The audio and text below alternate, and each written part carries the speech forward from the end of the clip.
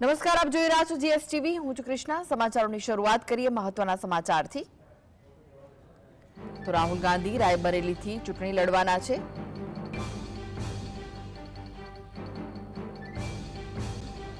અમેઠીથી KL Sharma ચૂંટણી લડશે.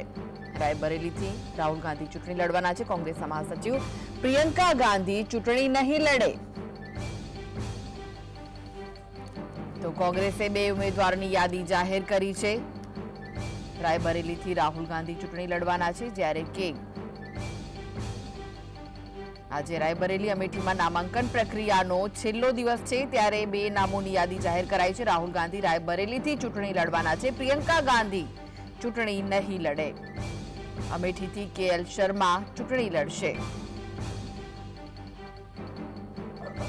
તો પ્રિયંકા ગાંધી અને રાહુલ ગાંધી ક્યાંથી ચૂંટણી લડશે તેને લઈને ઘણી અવઢવ હતી, ત્યારે હવે કોંગ્રેસે 2 ઉમેદવારોની યાદી જાહેર કરી છે.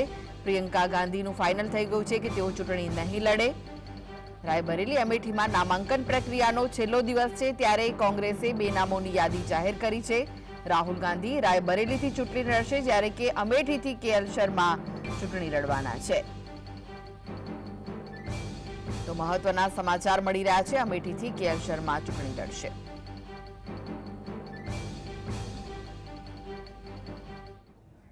તો આ વિશે વધુ માહિતી માટે જોડાઈ ગયા છે સ્ટુડિયોથી સહયોગી કામેશ ચોકસી. કામેશ, જે અવઢવ હતી, જે નામોની ચર્ચા હતી રાહુલ ગાંધી અને પ્રિયંકા ગાંધીને લઈને રાયબરેલી અને અમેઠીથી, હવે તેના પર પૂર્ણ વિરામ મુકાઈ ગયું છે, કારણ કે કોંગ્રેસે 2 ઉમેદવારોના નામની જાહેરાત કરી દીધી છે અને પ્રિયંકા ગાંધી ખસી ગયા છે, તેઓ ચૂંટણી નહીં લડે. બિલકુલ ચોક્કસથી કૃષ્ણા, આપને જણાવી દઉં કે લોકસભા ચૂંટણીને લઈને કોંગ્રેસ તરફથી આ ખૂબ મોટા અને મહત્વપૂર્ણ સમાચાર કહી શકાશે, કારણ કે છેલ્લા સપ્તાહની જો વાત કરવામાં આવે તો સપ્તાહથી અનેક તર્ક વિતર્કોનો દોર ચાલી રહ્યો હતો કે અમેઠી અને રાયબરેલી આ બંને સીટની જો કૃષ્ણા વાત કરવામાં આવે તો આ બંને સીટો કોંગ્રેસની પરંપરાગત સીટ માનવામાં આવે છે, અને જેને લઈને જો વાત કરવામાં આવે તો ખાસ કરીને અમેઠી અને રાયબરેલી બંને બેઠક ઉપર છેલ્લા સપ્તાહથી ચર્ચા વિચારણા ચાલી રહી હતી કે અમેઠી બેઠક ઉપરથી કોને ઉમેદવાર તરીકે ઉતારવામાં આવે, રાયબરેલી બેઠક ઉપરથી કોને નામાંકન કરવામાં આવે, તેને લઈને ક્યાં સુધીનો દોર યથાવત રહ્યો હતો. છેલ્લા 2 દિવસની જો વાત કરવામાં આવે તો છેલ્લા 2 દિવસમાં એવી પણ ચર્ચાએ જોર પકડ્યું હતું કે અમેઠીથી રાહુલ ગાંધી ચૂંટણી લડી શકશે અને રાયબરેલીથી પ્રિયંકાને ચૂંટણી લડવામાં આવે તેવી પણ ચર્ચાઓએ જોર પકડ્યું હતું. તમામ બાબતોને લઈને એક જ વાત સામે આવી હતી કે આ વખતે રાહુલની સાથે પ્રિયંકા ગાંધી પણ ચૂંટણી લડશે. તેને લઈને અનેક તર્ક અને વિતર્ક પણ જોવા મળ્યા હતા. રાજકીય પક્ષોમાં પણ ચર્ચાનો માહોલ હતો. હાલની જો વાત કરવામાં આવે તો આ તમામ ચર્ચાઓ પર હવે પૂર્ણ વિરામ આવ્યું છે.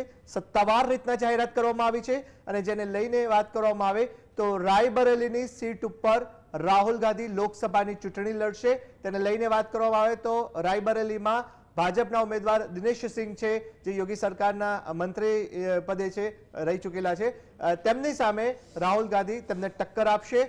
અને સાથે જ વાત કરવામાં આવે અમેઠીની તો અમેઠીનું જો વાત કરવામાં આવે તો અમેઠી સીટ ઉપર કેએલ શર્મા, કિશોરીલાલ શર્માને કોંગ્રેસે મેદાનમાં ઉતાર્યા છે, એટલે અમેઠી બેઠક ઉપરથી કેએલ શર્મા કોંગ્રેસના ઉમેદવાર તરીકે ચૂંટણી લડશે. અને અમેઠી બેઠકની જો વાત કરવામાં આવે તો ભાજપ ઉમેદવાર સ્મૃતિ ઈરાનીને કેએલ શર્મા ટક્કર આપશે. રાહુલ ગાંધીને તો લગભગ સૌ કોઈ જાણે છે, પરંતુ કેએલ શર્માની જો કૃષ્ણા વાત કરવામાં આવે તો કિશોરીલાલ શર્મા એ રાજીવ ગાંધીનું જ્યારે તેમનું મૃત્યુ થયું ને ત્યારબાદ તેઓ ગાંધી પરિવારની નજીક આવ્યા.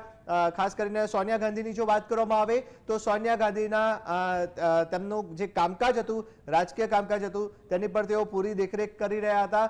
અમેઠીની વાત કરવામાં આવે તો અમેઠીની સાથે રાયબરેલીમાં પણ તેમનો ઘરોબો રહેલો છે, કારણ કે ત્યાં પણ તેમણે ખૂબ કોંગ્રેસ તરફથી કામગીરી કરેલી છે. આ ઉપરાંત કહી શકાય કે જે ગાંધી પરિવાર છે તેમના ખૂબ નજીકના વ્યક્તિ કેએલ શર્મા, કિશોરીલાલ શર્મા ગણાય છે, જેને લઈને હવે ચિત્ર સ્પષ્ટ થયું છે. આ સાથે જ મોટી બાબત એ પણ છે કે પ્રિયંકા ગાંધી લોકસભાની ચૂંટણી નહીં લડે. સમગ્ર ચિત્ર સ્પષ્ટ થઈ ગયું છે. પ્રિયંકા ગાંધી લોકસભાની ચૂંટણી નહીં લડે. રાહુલ ગાંધીની વાત કરવામાં આવે તો રાયબરેલી બેઠક ઉપરથી તેઓ ચૂંટણી લડશે અને અમેઠી બેઠક ઉપરથી કેએલ શર્મા ચૂંટણી લડશે. હવે આગામી સમયની જો વાત કરવામાં આવે તો એક બાજુ પ્રચારનો ધમધમાટ જોવા મળી રહ્યો છે.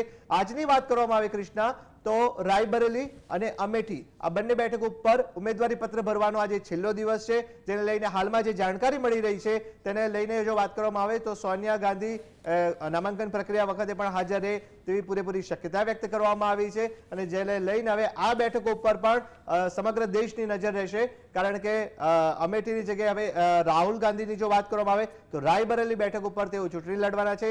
આ સાથે જ અમેઠી બેઠક ઉપર નવું નામ સામે આવ્યું, કે.એલ. શર્મા સ્મૃતિ ઈરાનીને ટક્કર આપશે, એટલે આ વખતનો જંગ એ રસાકસી ભર્યો રહેશે। જીએસટીવી દર્શકો સુધી પડે પડની જાણકારી પહોંચાડી રહ્યું છે। જી આભાર કામેશ સમગ્ર માહિતી આપવા માટે।